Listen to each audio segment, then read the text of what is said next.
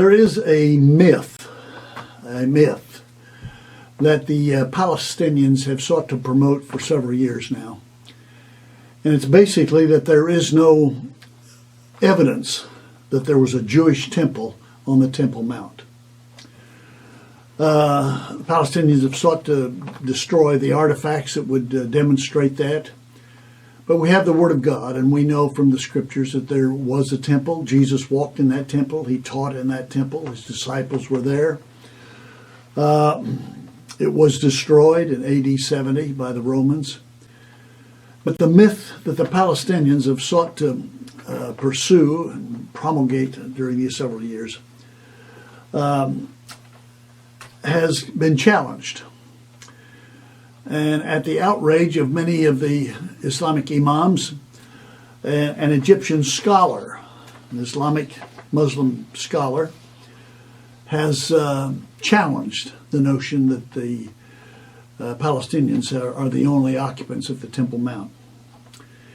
In an Egyptian television interview, the renowned scholar of Arabic and Islamic studies, Yosef Zaidan,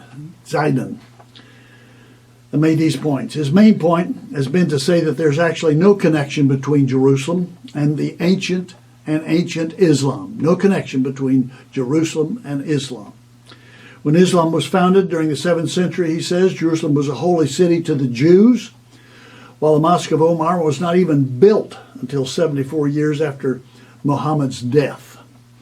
The reason it was built, Zaidan says, is because the builder wished to detract from the centrality of Mecca in Islam.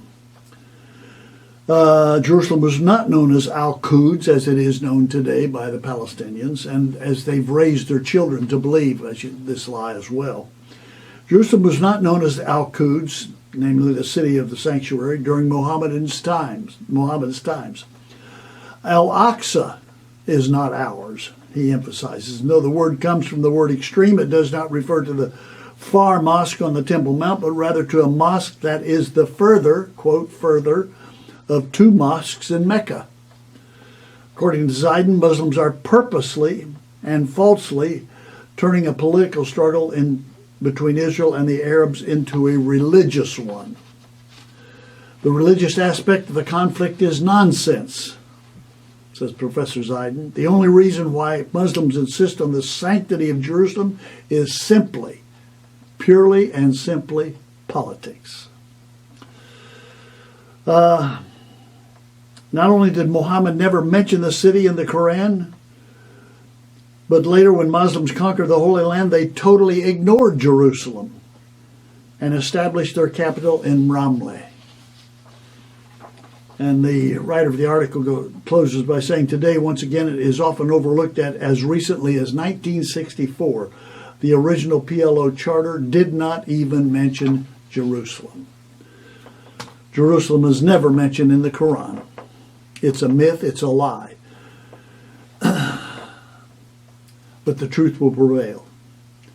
And we know from the Scriptures time and time again where God has declared that this place, this Temple Mount, will be the place where his name is exalted, magnified, glorified forever. Jesus ascended from the Mount of Olives. He will return to the Mount of Olives. He will enter into Jerusalem from the eastern gate, and there he will rule and reign from Jerusalem and from the temple that he will establish during the 1,000-year reign on earth. That's what we have to look forward to.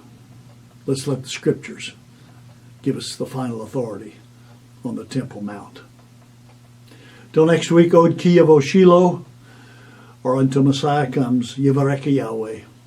Yahweh bless you, bless those you love, and Yahweh bless those who love you.